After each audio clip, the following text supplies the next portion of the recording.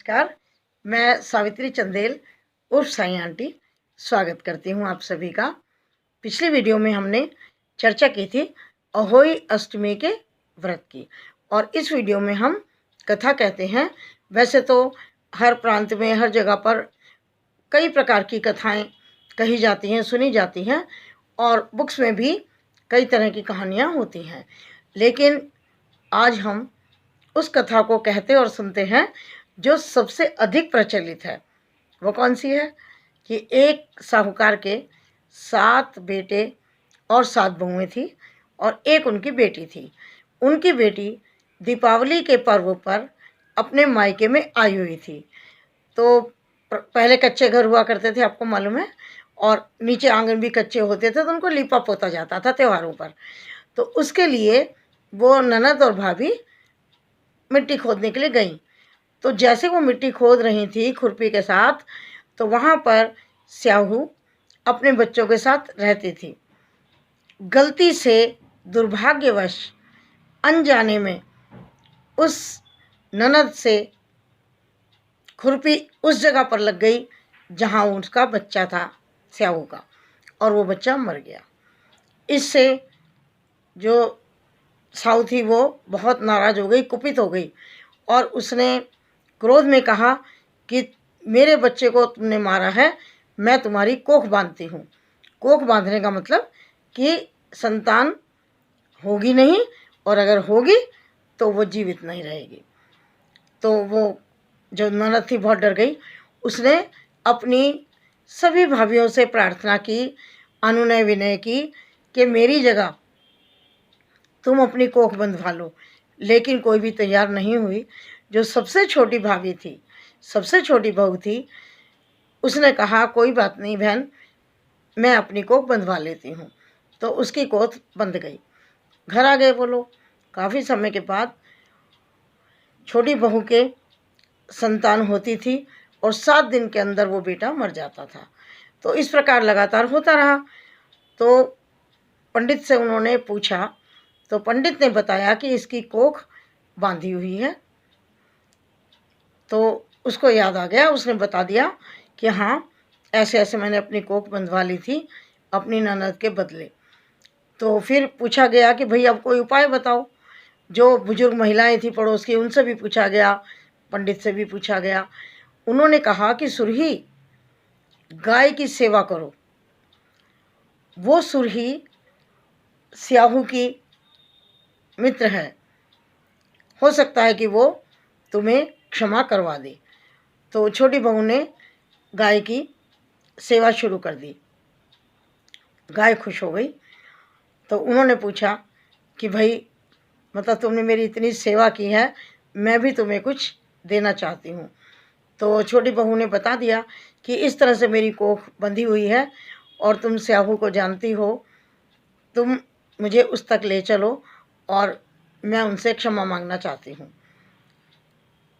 गाय ने कहा कि हाँ ठीक है, और वो दोनों चल पड़े। चलते चलते थक गए, तो वो एक जगह आराम करने लगे। वहाँ छोटी बहू ने क्या देखा कि एक सांप गरुड़ हंसनी के बच्चे को डसने ही वाला था। तो छोटी बहू ने उस सांप को मार दिया और उसके बच्चे की रक्षा कर ली। उतनी देर में गरुड़ हंसनी वहाँ आ जाती है, और वो वहाँ पर जो खून बिखरा हुआ था उसको देखकर सोचती है कि इसने मेरे बच्चे को मार दिया, और वो चोंच मारना शुरू कर देती है छोटी बहू को, जगह जगह पर, बॉडी पर उसके। तो छोटी बहू कहती है कि हे गरुड़ हंसनी, मैंने तो तुम्हारे बच्चे को बचाया है। फिर उसने वो सांप मरा हुआ जो उसने ढक दिया था वो दिखाया। तो गरुड़ हंसी ने फिर बहुत धन्यवाद कहा और पूछा कि तुम यहाँ पर कैसे हो। सारी बातें उसने बता दी। तो गरुड़ वाहिनी ने उनको वहाँ तक पहुँचा दिया, स्याहू तक। तो वो अपनी जो गाय थी उनसे भी मिलकर बहुत खुश हुई, क्योंकि वो उसकी मित्र थी। तो उसने कहा, स्याहू ने, कि मेरी सिर में जुएँ पड़ गई हैं, तो मेरी जुओं को निकाल दो। छोटी बहू ने कहा मैं निकालती हूँ, और उसने उनकी सिर की सारी जुएँ निकाल दी। तो जो स्याही थी स्याहू वो बड़ी खुश हो गई। तो उन्होंने कहा कि कुछ मांग लो, तुमने मुझे संतुष्ट किया, मैं भी तुम्हें कुछ देना चाहती हूँ। छोटी बहू ने फिर अपनी पूरी कथा सुनाई और पहले उनसे वचन लिया कि तुम मुझे दोगी जो मैं मांगूंगी।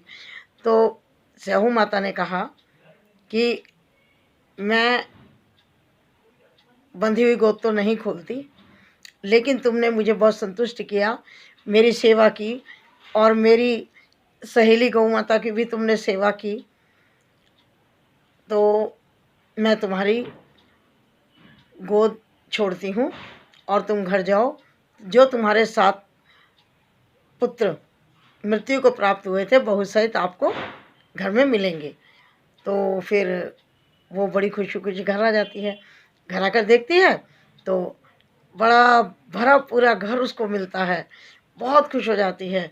तो उसकी जो जेठानियाँ थी, 7 बहुएँ थी ना साहूकार की, तो 6 ने तो कोख ही नहीं बंधवाई थी। तो वो जो 6 थी वो देख रही थी कि आज तो छोटी वाली तो रोती है हर बार अहोई अष्टमी पर, आज तो रोने की आवाज़ नहीं आई। तो उन्होंने अपने बच्चों को भेजा कि जाओ देख कर आओ चाची रो क्यों नहीं रही है। तो जब उनके बच्चे देख कर आए, उन्होंने आकर के बताया कि अरे चाची का घर तो बिल्कुल भरा हुआ है लोगों से, वहाँ तो औरतें भी और लड़के आदमी सब हैं। तो फिर वो जा कर के देखती हैं तो फिर वो बताती है छोटी बहू कि स्याहू माता ने मुझे आशीर्वाद दिया है और अहोई माता ने मुझे ये सब कुछ वापस किया है। तो हे अहोई माता, जैसा छोटी बहू के साथ भरा पूरा घर दिया, ऐसा ही भरा पूरा घर सबका रखना, हम सबका रखना। और अहोई माता, फिर मेरी आपसे ये विनती है कि अगले वर्ष जब आप आओ, एक भी बहू बेटी निसंतान ना हो, बेटी देना बेटा देना, लेकिन सबको माँ बनने का सौभाग्य ज़रूर देना। सबके आंगन में बच्चे की किलकारी गूंजे, ऐसी मेरी प्रार्थना है। जय अहोई माता। धन्यवाद आप सबका।